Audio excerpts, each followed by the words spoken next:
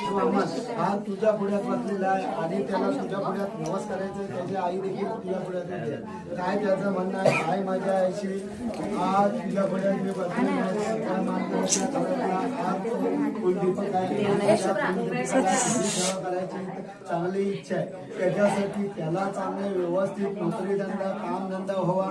तर बाय माझ्याशी नोकरीचा जो प्रयत्न करतोय त्या नोकरीमध्ये त्याला यश दे, त्याला बढत दे. काय इडापिडा असेल काय असेल तर ती दूर कर माता माऊली.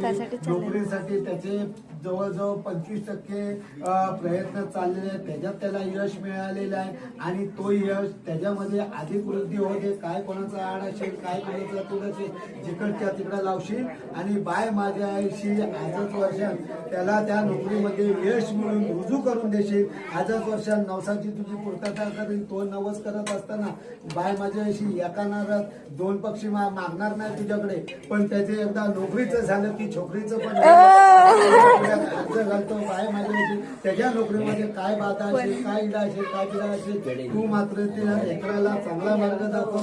त्याच्या नोकरीमध्ये त्याला स्थिर कर आणि याला रित्या तो जो प्रयत्न करतोय त्या नोकरीमध्ये यश मिळून दे. असं आजच वर्ष तुझ्या पुढ्यात 500 रुपये 125 रुपये नारळ तुझ्या पुढ्यात खाना नारळ तुझी पुढच्या वर्षी जोडीने या.